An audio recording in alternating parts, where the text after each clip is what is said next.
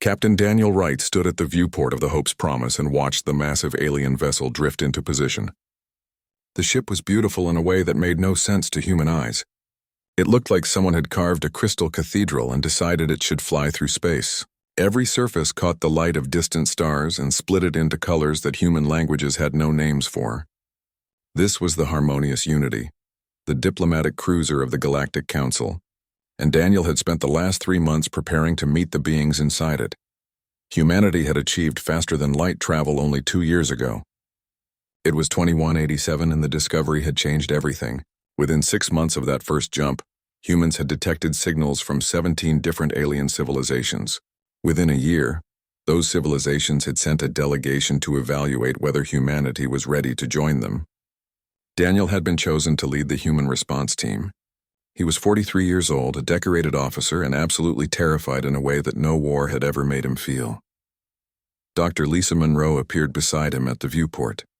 She was younger than Daniel, somewhere in her 30s, with the kind of energy that made everyone around her feel tired just watching her work. She had 3 degrees in xenobiology and had spent the last decade preparing for this exact moment. She was smiling, which made Daniel nervous because Lisa smiled at everything, including things that should probably make people worry. The first meeting took place in a neutral docking bay that connected the 2 ships. Daniel had expected something dramatic, but what he got was simply strange. The aliens were patient. They were calm. They moved through the initial greetings with the kind of careful precision that suggested they had done this thousands of times before. Ambassador Velkorian was the lead diplomat, and he was not what Daniel had expected at all. The Luminari were crystalline beings, and Velkorian looked like a walking prism that somehow had a face. When he spoke, his voice came from everywhere and nowhere at once. The next 3 weeks were a careful dance of cultural exchange. The aliens showed humans their technology, their art, their history. Humans did the same. Everything seemed to be going well. The council representatives were polite, interested, and encouraging. They asked questions about human development, about Earth's ecosystem, about the path that had led humanity to the stars. Daniel began to relax. Lisa was practically glowing with excitement. Even Marcus Cole, the chief engineer who trusted nothing he could not take apart and rebuild, seemed optimistic. Then came the psychological evaluation. The council explained that this was standard procedure for all potential member species. They needed to understand how humans thought, how they processed information, how they handled stress. It all seemed reasonable. The evaluation would involve a series of tests, interviews, and one particular procedure that the council considered essential. They called it dream analysis. Lisa volunteered immediately. Daniel tried to stop her, but she waved him off with that smile that meant she had already made up her mind, and nothing he said would matter. The procedure was simple. Lisa would sleep in a specialized chamber, while alien psychologists monitored her brain activity and recorded her dreams. The council did this with every species they encountered. Dreams, they explained, were windows into the fundamental psychology of a civilization. Dreams showed what a species feared, what they desired, what they considered possible. Dreams were honest in a way that waking thoughts could never be. The procedure took 6 hours.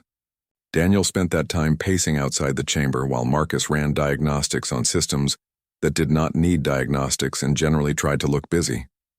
When the chamber finally opened, Lisa emerged looking tired but pleased. She gave Daniel a thumbs up and headed for the debriefing room.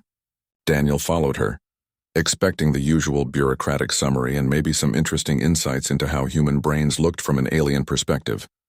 What he got instead was silence.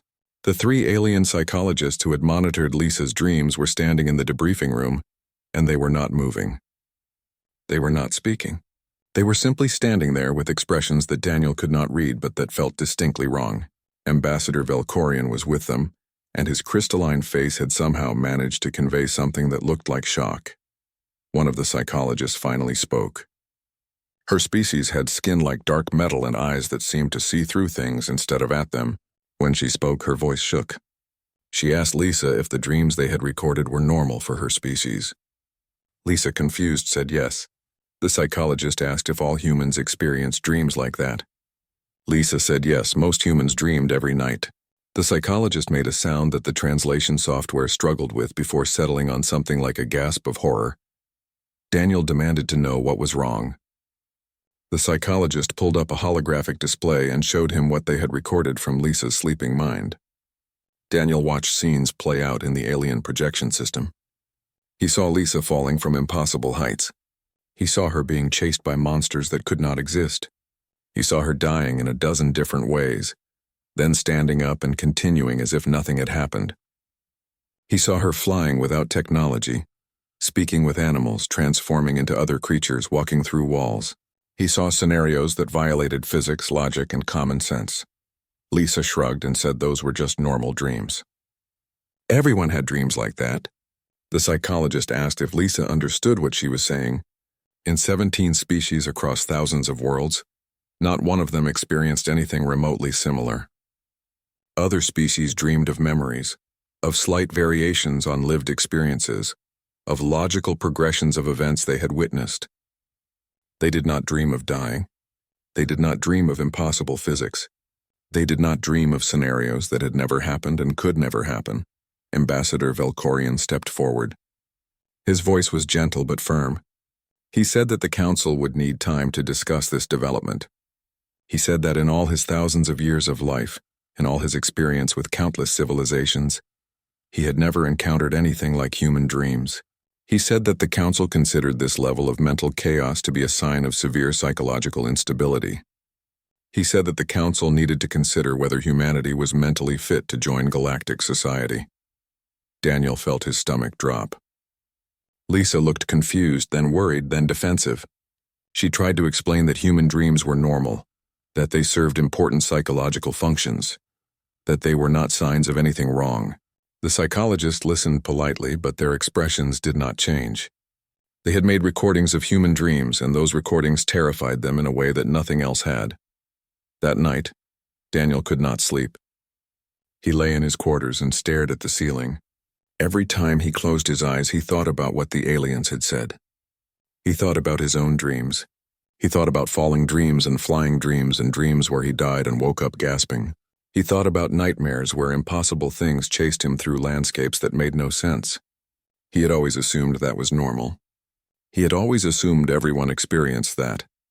Ambassador Velkorian requested a private meeting with Daniel the next morning. The crystalline being moved slowly, carefully, as if approaching something dangerous. He told Daniel that the council was deeply concerned. He said that in their evaluation, human dream patterns suggested a species that lived constantly on the edge of madness. He said that the level of chaos in human minds was unprecedented and potentially dangerous. He said that the council was considering rejecting humanity's application entirely. Daniel asked what would happen if the council said no. Velkorian said that humanity would be quarantined. They would be allowed to develop in isolation, but would not be permitted contact with other species until they either evolved past their psychological instability or learned to control it. Humanity would be alone in the galaxy, surrounded by civilizations they could detect but never join. Daniel felt something cold settle in his chest. He thought about humanity being locked away like a dangerous animal. He thought about Lisa's cheerful dreams of falling and flying. He thought about every nightmare he had ever had. He asked how long humans would have to prove they were not insane. Velkorian said that the council would vote in 3 days. Daniel Wright requested a formal hearing with the full council assembly. He had spent the last day and night preparing arguments, gathering data, and trying to understand why human dreams scared the aliens so badly.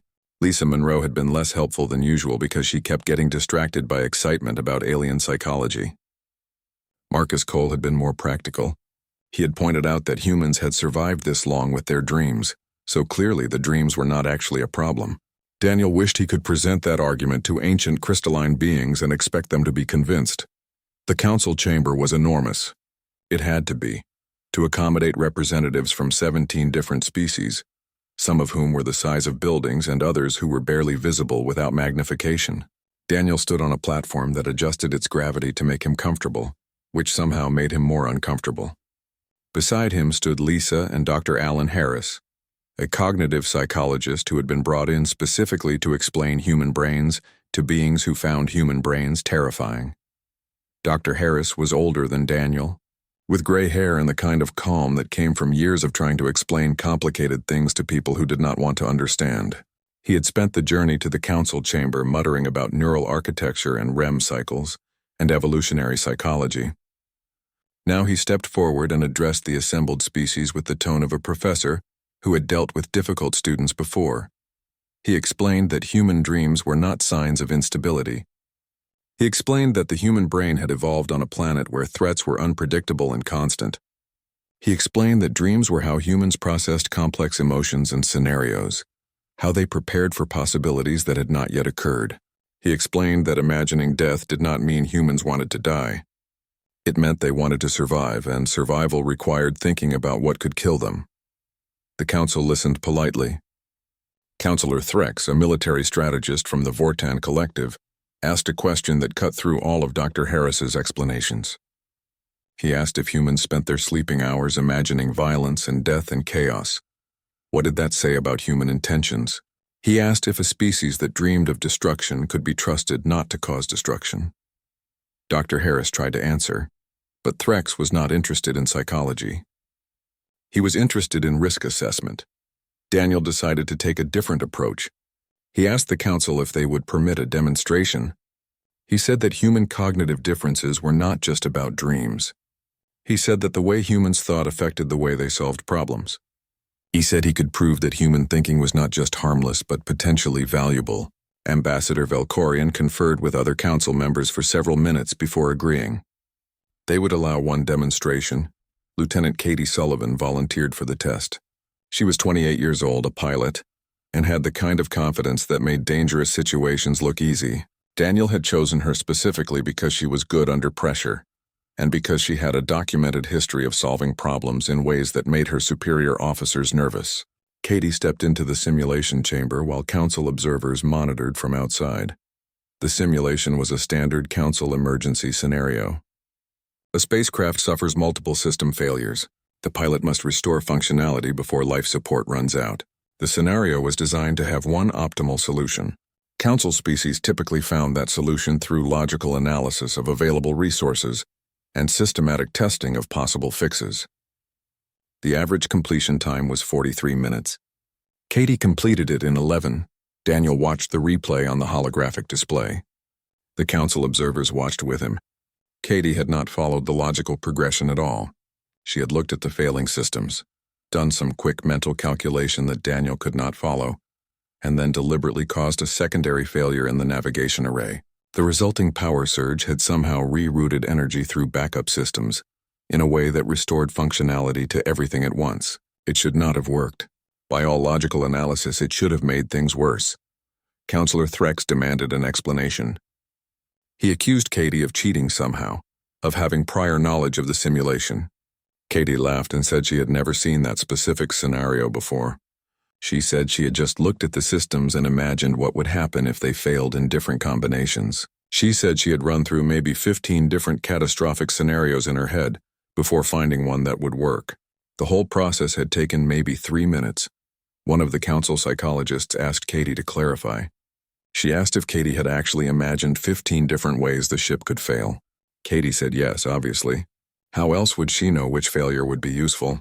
The psychologist looked like she might need to sit down. She explained that imagining 15 catastrophic scenarios would take a council member hours of careful analysis. Katie said it had been pretty much automatic. She said humans did that kind of thing all the time. Dr. Harris stepped forward again. He said this was exactly what he had been trying to explain. He said human brains were constantly running disaster scenarios. He said humans spent enormous amounts of mental energy imagining things going wrong. He said this was why human dreams were full of death and chaos. Humans were not obsessed with destruction. They were obsessed with preparation. Every nightmare was a simulation. Every anxiety dream was a training exercise. Ambassador Velkorian asked if Dr. Harris was suggesting that human psychological instability was actually a survival mechanism. Dr. Harris said it was not instability at all. He said it was a highly sophisticated threat analysis system that ran continuously in the background of human consciousness. He said that council species had evolved in stable environments where threats were predictable. Humans had evolved in a chaotic environment where anything could kill them at any time. Human brains had adapted accordingly. The council chamber erupted into discussion. Some species seemed intrigued by this explanation. Others remained skeptical. Counselor Threx pointed out that the ability to imagine disaster was only useful if humans could control that ability. He asked what would prevent humans from becoming paralyzed by their own constant catastrophic thinking. He asked what would stop humans from acting on their violent dreams. Lisa spoke for the first time. She said that humans had been dreaming nightmares for thousands of years and had somehow managed to build a civilization anyway. She said that humans were very good at distinguishing between imagination and reality. She said that children learned this distinction by age 5 or 6. She said that the ability to imagine terrible things did not make humans terrible. It made them prepared. One of the smaller council species, a floating creature that communicated through color changes, asked a question through its translator. It asked if humans ever dreamed of good things. It asked if human dreams were entirely focused on death and disaster. Lisa smiled and said no. She said humans also dreamed of flying, of visiting impossible places, of talking with loved ones who had died, of achieving things they could never achieve while awake. She said human dreams were not just about fear. They were about possibility. Ambassador Velkorian called for a recess. He said the council needed time to discuss what they had learned. He said they would reconvene in 6 hours to continue deliberations. Daniel watched the various species exit the chamber in their different ways. Some walked, some floated, some simply vanished and presumably reappeared somewhere else. He had no idea if the demonstration had helped or made things worse. Katie found Daniel in the waiting area outside the chamber. She asked if she had done okay. Daniel said she had been perfect. Katie said the simulation had been pretty easy, actually. She said she had expected something more challenging. Daniel asked her if she understood that what she had done, imagining 15 different catastrophes in a matter of minutes, was something that no other known species could do. Katie thought about this for a moment. Then she asked if that meant other species did not spend most of their time worrying about everything that could possibly go wrong. Daniel said that was exactly what it meant. Katie looked genuinely surprised. She said that sounded relaxing but also terrifying. How did other species prepare for problems if they did not imagine problems first? Daniel said he had been wondering the same thing. He was starting to realize that humans and the council species were not just different. They were operating with completely different mental architecture. It was like comparing a computer that ran one program very efficiently to a computer that ran thousands of programs simultaneously, and called the chaos normal. When the council reconvened, Ambassador Velkorian delivered their preliminary assessment. He said that the demonstration had been illuminating. He said that the council now understood that human dream patterns were connected to human problem-solving abilities. He said this was valuable information. However, he also said that the council remained concerned. The ability to imagine catastrophe was useful, but it was also potentially dangerous. The council needed more time to evaluate whether humanity's cognitive differences were compatible with galactic civilization. Daniel felt frustration rising in his chest. He had shown them that human thinking was useful. He had proven the alarm started as a low hum that Daniel felt in his bones before he heard it with his ears. He was in his quarters on the Hope's Promise, trying to sleep and failing because his mind kept replaying the council deliberations. The alarm meant something was wrong with the station. The alarm meant everyone needed to get to emergency positions immediately. Daniel was moving before he was fully awake, pulling on his uniform and heading for the bridge. Marcus Cole was already at his station, hands flying across controls while his face did that thing it did when he was trying not to panic. He said that sensors had detected a massive spatial anomaly, forming approximately 40,000 kilometers from the council station. He said the anomaly was growing. He said that according to the computer, the anomaly would reach the station in approximately 90 minutes. He said that according to the computer, there was no known way to survive what was coming. Daniel pulled up the sensor data and felt his stomach drop.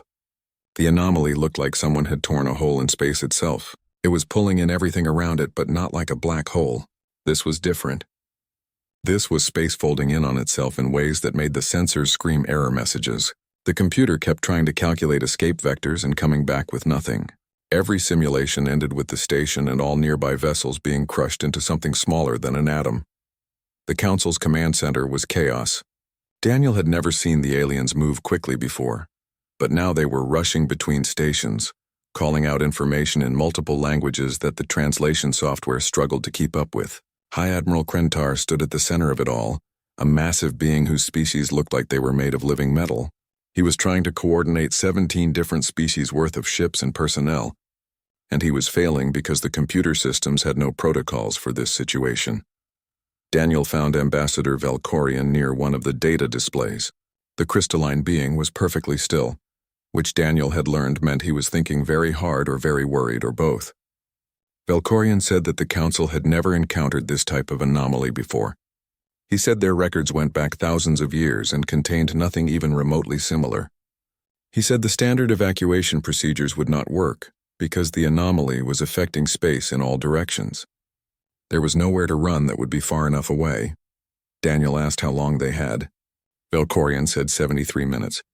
Daniel asked if the Council had any ideas at all. Valkorian said they were analyzing the situation. He said they were running simulations. He said they were consulting their historical databases. He said they would find a solution because that was what the Council did. But his voice had something in it that Daniel recognized. It was doubt. The Council had spent thousands of years solving problems through careful analysis and established procedures. This situation had no established procedures. Daniel ran back to the Hope's Promise. Lisa was in the science bay with engineer Nina Rodriguez, both of them staring at displays that showed the anomaly from every angle the sensors could manage. Nina was younger than Lisa, maybe late 20s, with the kind of intense focus that made her forget to eat or sleep when she was working on something interesting. Right now she looked fascinated and terrified in equal measure. Nina said the anomaly was beautiful in a way that made her want to study it and run away from it at the same time. She said the math behind what was happening was incredibly complex but also somehow elegant. Lisa told her to focus on finding a way to survive it. Nina said she was trying, but the problem was that there was no precedent. This was a completely new phenomenon. Without data, without previous examples, without any established framework, she had no idea how to approach a solution. Daniel felt something click in his mind. He asked Nina what she would do if she did not need a precedent. He asked what she would do if she could just imagine a solution without worrying about whether it had been done before. Nina looked confused. She said that was not how science worked. You built on previous knowledge. You tested theories against established facts. You did not just imagine solutions. Lisa made a sound that was half laugh and half sob. She said that was exactly the problem. She said the Council species thought like Nina just described. They built carefully on established knowledge. They did not imagine wild solutions. They did not think about impossible scenarios. But humans did. Humans spent their whole lives imagining impossible things. Lisa said she had actually dreamed about something like this 2 nights ago. Daniel asked what she meant. Lisa said she had dreamed about falling. It was a common nightmare. She was falling from an impossible height and knew she was going to die. But in the dream she had suddenly thought about using the fall itself. She had imagined spreading her arms and somehow using the air rushing past her to control her descent. It had not made any sense. Physics did not work that way. But in the dream, it had worked. Nina asked if Lisa was suggesting they could somehow use the anomaly itself to escape. Lisa said maybe. She said what if they did not try to run away from it? What if they used its energy, its gravitational distortion, to push themselves in a different direction? Nina said that was insane. The anomaly would destroy anything that got close to it. Lisa said what if they created their own destruction first? What if they generated a shockwave that would interact with the anomaly in a way that pushed them to safety? Daniel asked how they would create a shockwave big enough. Marcus, who had been listening from his position at the engineering console, said they could overload the station's power core. He said if they did it right, the resulting explosion would be massive. He said it would destroy the station but might create enough force to push all the nearby ships out of the anomaly's reach. He said it was completely insane and would never work. Then he said it was also the only idea anyone had come up with. Daniel contacted Admiral Krentar and requested an emergency meeting. The Admiral refused at first. He said the Council command structure was working on solutions through proper channels. Daniel said they had 59 minutes left and asked how many solutions the proper channels had produced. The Admiral was silent for a long moment before agreeing to meet. The meeting took place in a conference room that had been designed to accommodate multiple species comfortably. Right now it felt cramped with tension. Daniel explained the plan. He explained that they could use the station's power core to create a controlled explosion. The shockwave would interact with the anomaly and push all the ships to safety. The Admiral listened without interrupting. When Daniel finished, the Admiral said it was the most reckless thing he had ever heard. Ambassador Velkorian was also at the meeting. He asked Daniel if he understood what he was proposing. He was proposing to deliberately destroy a council station worth more than some planets. He was proposing to trust calculations based on a phenomenon that had never been studied. He was proposing a plan that had no precedent, no testing, no logical foundation. Daniel said yes, that was exactly what he was proposing. He asked what the alternative was. Velkorian said the alternative was that they all died in 47 minutes. The Admiral asked how Daniel could possibly be confident this plan would work. Daniel said he was not confident at all. He said it was a guess based on imagination and desperation. He said it came from the same kind of thinking that produced human nightmares. He said it was exactly the kind of chaotic, illogical approach that the Council had been afraid of. But he also said it was the only option they had. They could die following proper procedures, or they could try something impossible. Velkorian made a decision. He told the Admiral to approve the plan. The Admiral objected. He said the Council did not make decisions this way. Velkorian said the Council had never faced a situation like this before. He said that maybe the reason humans dreamed in nightmares was because nightmares prepared them for moments exactly like this one. He said that humanity's supposed madness might be the sanest thing in the galaxy right now. The next 30 minutes were the longest of Daniel's life. Marcus and Nina worked with Council engineers to set up the power core overload. Lisa coordinated evacuation procedures, making sure every ship was in position to ride the shockwave. Commander Patricia Grant, who led the human security detail, managed the logistics of getting thousands of beings from 17 species off a station that was about to explode. With 5 minutes left, everyone was off the station except for Marcus and a Council engineer, who had volunteered to trigger the overload manually. They would have to stay until the last possible second to make sure the explosion happened at exactly the right moment. Daniel watched from the Hope's Promise as the two figures worked at the power core controls. He watched as they ran for the escape shuttle. He watched as the shuttle cleared the station with seconds to spare. The station exploded in a flash of light that burned itself into Daniel's vision. The shockwave hit the Hope's Promise like a physical blow. The ship lurched, alarms screaming, while the pilot fought to keep them on course. Around them, Daniel could see other ships being pushed away from the anomaly, riding the explosion like surfers on a wave. The computer showed trajectories that made no sense. They were moving faster than their engines could push them. They were being The weeks after the crisis were strange. With the Council station destroyed, both humans and aliens were temporarily housed aboard whatever vessels had space available. The Hope's Promise had taken on 37 Council members from 6 different species. Daniel's ship, which had been designed to feel spacious for a crew of 50 humans, now felt crowded in ways that had nothing to do with physical space. It was crowded with differences, with misunderstandings, with the constant work of trying to communicate across gaps that went deeper than language. Dr. Timothy Burke had arrived on a supply shuttle 2 days after the evacuation. He was an anthropologist who specialized in comparative cognition, which apparently meant he studied how different beings thought. He was in his 50s, energetic in a way that made everyone around him tired, and absolutely delighted by the opportunity to study human and alien psychology side by side. Daniel had assigned him quarters and tried to stay out of his way. Dr. Burke spent his days interviewing both humans and aliens about how they approached problems. He ran tests. He compared brain scans. He filled notebooks with observations that he claimed were revolutionary. Daniel thought they were mostly obvious. Humans imagined constantly. Aliens thought logically. Humans prepared for disasters that might never happen. Aliens built carefully on established knowledge.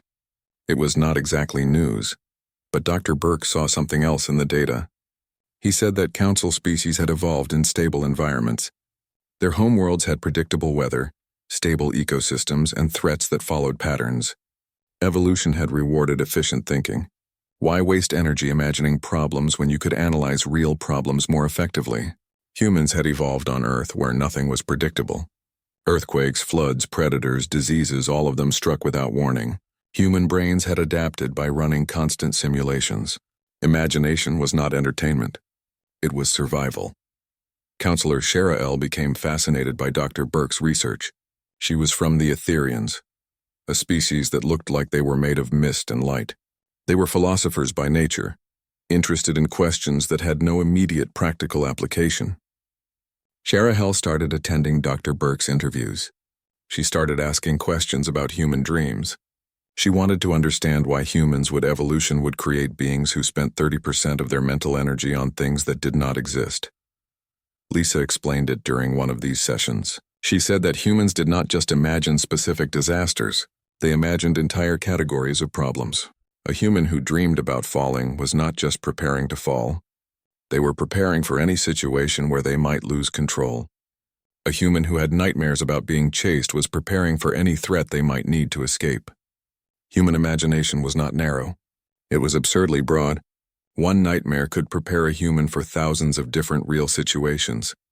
Sharael asked if this meant humans were always preparing, always worried, always waiting for disaster. Lisa said yes, basically. Then she said it was not as miserable as it sounded. Humans had also evolved the ability to ignore their own constant anxiety. They could imagine terrible things and then go about their day anyway. They could have nightmares every night and still wake up and function normally. It was like running disaster simulations in the background while doing other things in the foreground. Ensign Christopher Taylor became friends with a Vortan engineer named Krell during this period. It started because they were both assigned to repair some damaged sensors and ended up working in awkward silence for 3 hours. Eventually, Krell asked Christopher why he kept humming. Christopher had not realized he was humming. He said it was just something humans did when they were thinking. Krell asked what he was thinking about. Christopher said he was running through different scenarios for how the sensor repair might go wrong, so he could be ready if any of them happened. Krell stopped working and stared at Christopher for a long moment. He said that Vortans did not do that. They focused on the task at hand. They did not imagine problems before problems existed. Christopher asked how they prepared for unexpected issues. Krell said they dealt with issues when they arose. Christopher said that sounded stressful. Krell said that imagining disasters that might never happen sounded more stressful. They both thought about this and then agreed that perhaps stress was unavoidable, and different species just distributed it differently. Ambassador. Velkorian started spending time with Captain Daniel Wright in the evenings. They would meet in one of the observation lounges and watch stars through the viewport while talking about nothing in particular. Velkorian was thousands of years old and Daniel was 43. They should have had nothing in common, but the crisis had created a strange bond between them. They had both made decisions that should have been impossible. They had both trusted in something that had no logical foundation. One evening, Velkorian asked Daniel if humans ever wished they could think like other species. He asked if humans ever wanted peace from their constant imagination, their endless disaster scenarios, their dreams full of death and chaos. Daniel thought about this for a long time. He said yes sometimes. He said there were moments when he wished his brain would just shut up and let him exist without worrying about everything that could go wrong. But he also said that his imagination had saved his life more than once. It had prepared him for situations that no training could cover. Velkorian said he envied humans. Daniel almost laughed. He asked what a thousands-year-old crystalline being who had seen entire civilizations rise and fall could possibly envy about humanity. Velkorian said that in all his thousands of years, he had never once imagined something truly new. He had analyzed, he had studied, he had learned, but he had never looked at the universe and wondered, what if things were completely different? He said human thought felt like flying while his thought felt like walking a very straight path. The council began studying human entertainment during this period. Dr. Burke suggested it as a way to understand human psychology. Several council members watched human movies and read human books and came away disturbed. They could not understand why humans created and consumed stories about disasters. They could not understand why humans enjoyed being scared. They could not understand horror as a genre at all. Why would anyone want to imagine terrible things happening when terrible things happened on their own already?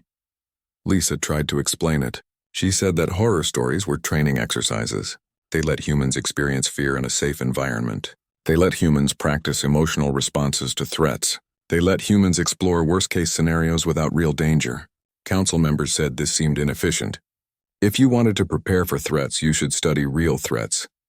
Lisa said that real threats were limited by reality. Imaginary threats could be anything. By preparing for impossible horrors, humans were prepared for anything reality could throw at them. Counselor Shara El developed a theory that she presented to the full council during one of their temporary assemblies. She said that the galaxy needed both types of thinking. Council species provided stability, careful advancement, logical development of technology and culture. But that same careful logic had left them unprepared for true chaos. Humans provided something the Council had been missing for thousands of years. They provided the ability to imagine the unimaginable. They provided preparation for problems that did not exist yet. The theory was controversial. Many council members still viewed human cognition as a disorder rather than an adaptation. But Sharahel pointed out that human disorder had saved everyone during the anomaly crisis. She pointed out that council logic had produced no solutions, while human imagination had produced a solution that worked. She said the question was not whether humans were stable enough for galactic society. The question was whether galactic society was ready to include beings who thought in fundamentally different ways. Marcus Cole told Daniel one night that he had started having more nightmares since first contact. He said he kept dreaming about alien invasions, about first contact going wrong, about humanity being rejected by the council and left alone in the galaxy. Daniel asked if the nightmares bothered him. Marcus said yes, but also no. He said the nightmares were unpleasant, but they were also making him think about contingency plans. He said he had designed 3 different backup systems for the Hope's Promise that he never would have thought of without the nightmares, pushing him to imagine worst-case scenarios. Daniel realized that this was what made humans different. They did not just imagine disasters and freeze in fear. They imagined disasters and then prepared for them. They turned anxiety into action. They turned nightmares into plans.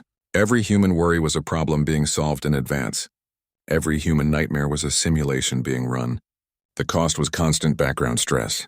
The benefit was being ready for anything.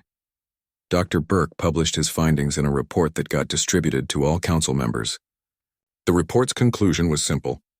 Human cognition was not a disorder. It was a highly specialized adaptation to chaotic environments. Humans had evolved to thrive in uncertainty. Their dreams were not signs of instability. They were signs of a brain that was constantly preparing, constantly simulating, constantly ready for change. The report suggested that the new council station was called Harmony's Hope, which Daniel thought was either very optimistic or slightly ironic, given that the previous station had been destroyed. The design was different from the original. Council architects had worked with human engineers to create something that incorporated both approaches to structure and function. The result was a building that looked organized and chaotic at the same time. Logical corridors connected to spaces that seemed to exist for no practical reason, except that they felt right. It was compromise made physical. Admiral Helen Clark had arrived from Earth 3 days before the vote. She was the highest-ranking officer in Earth's defense forces, a woman in her 60s who had earned her position through 4 decades of making difficult decisions correctly. Daniel had met her twice before and had been intimidated both times. She did not waste time on pleasantries. She wanted to know the exact status of humanity's application to the Council, and she wanted to know what Daniel had done that required her personal presence. Daniel explained everything. The dream analysis, the disaster simulation, the spatial anomaly, the solution that came from a nightmare. Admiral Clark listened without interrupting.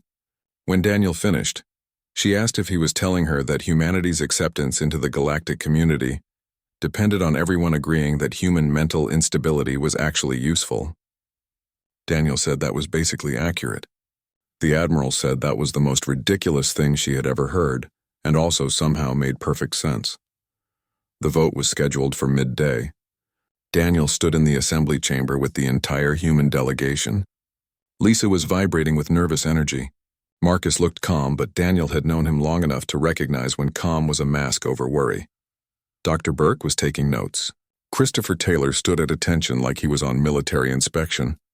Ambassador Velkorian had positioned himself near the human group, which Daniel appreciated even though he knew Velkorian was not supposed to show favoritism. Prime Counselor Zelnoth entered the chamber last. He was from a species that had no name humans could pronounce, so everyone just called them the Ancients. They were the oldest species in the council, and Zelnoth was the oldest among them. He had been alive for so long that he remembered when 3 of the current council species were still developing agriculture. He had been silent during all previous discussions about humanity. Now he moved to the center of the chamber and everyone else fell quiet. Zelnoth spoke in a voice that sounded like wind through deep caves. He said he had observed 17 species join the council over his lifetime. He said each species had brought something new, some unique perspective or ability that enriched the whole. But he said the council had become stagnant. Every species thought similarly. They all valued logic, careful planning, established procedures. They had created a civilization that was stable, peaceful, and utterly unprepared for true chaos. The spatial anomaly had proven this. When faced with something unprecedented, the council had frozen. All their logic, all their careful analysis, all their established procedures had produced nothing. They would have died following proper protocols. Humanity had saved them by ignoring every protocol that existed. Humanity had saved them through imagination, through dreaming up solutions that made no logical sense, through being exactly what the council had feared they were. Zelnoth said that the council needed to make a choice. They could reject humanity for being too different, too chaotic, too unpredictable. They could maintain their comfortable stability and hope that nothing truly unexpected ever happened again.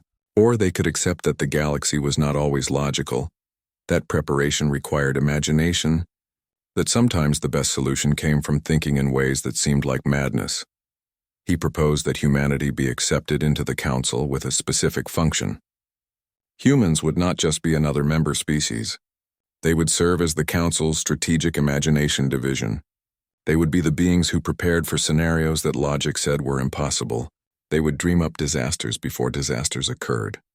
They would run simulations in their chaotic minds and develop responses to problems that did not exist yet.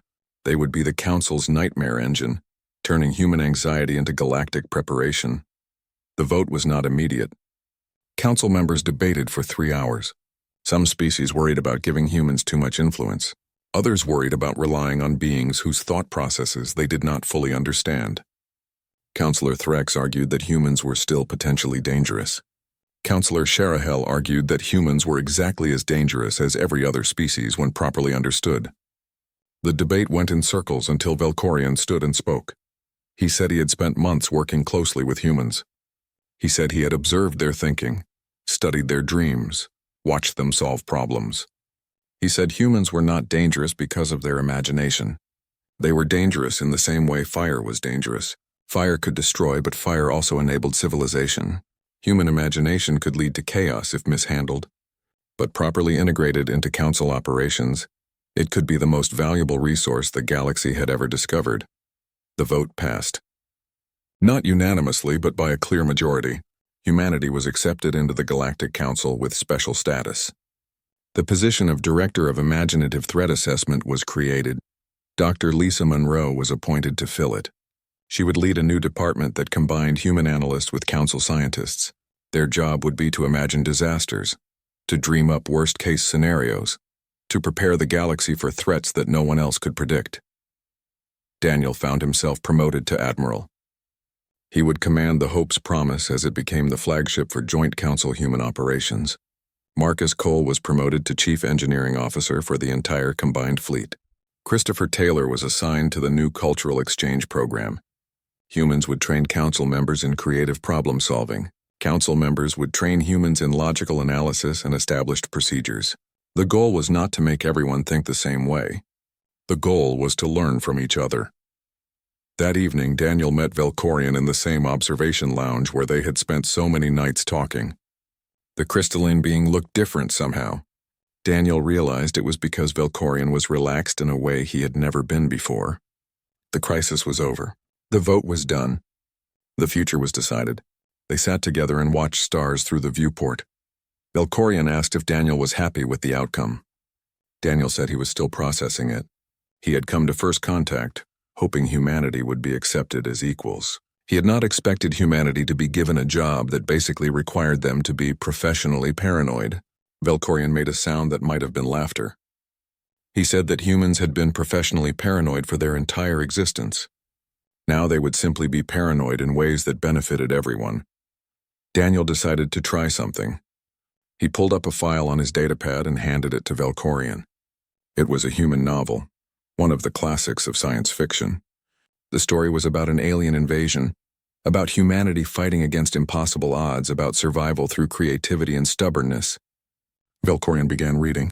Daniel watched the crystalline being's face try to process what he was experiencing: fear, wonder, excitement, emotions that Valkorian had never felt through his own imagination but could feel through human storytelling. Valkorian finished the first chapter and looked at Daniel. He asked if all human stories were like this. Daniel said many of them were. Valkorian asked if humans enjoyed feeling afraid. Daniel said it was complicated. Fear was unpleasant, but controlled fear in a safe environment was somehow satisfying. It let humans experience danger without real risk. It let them practice emotional responses. It let them prepare for things that might never happen. Valkorian said he understood now why the council had been so frightened by human dreams. Human minds were constantly running disaster scenarios. Human entertainment was full of threats and catastrophes. Human daily life included worrying about problems that had tiny chances of occurring. To a species that valued calm, logical thought, it looked like constant suffering. But Daniel said it was not suffering. It was preparation. It was humans being ready for anything. The final scene took place 3 weeks later. The Hope's Promise was fully integrated into council operations. Human crew members worked alongside alien engineers. Lisa's new department was already generating reports on potential threats that council analysts had never considered. Christopher and Krell were teaching a joint class on creative problem-solving. Admiral Clark had returned to Earth with news that humanity was officially part of something bigger. A new crisis alert appeared on the bridge displays. It was minor, just a navigation computer malfunction on a transport ship, but the way the crew responded showed how much had changed. Human officers immediately started imagining worst-case scenarios. Alien officers immediately started analyzing known solutions. They worked together, combining imagination with logic, preparing for both the likely problem and the unlikely complications. Daniel watched his mixed crew work and felt something settle in his chest. This was going to work. Humans and council species were different in fundamental ways, but those differences did not have to be problems. They could be strengths. Human chaos kun.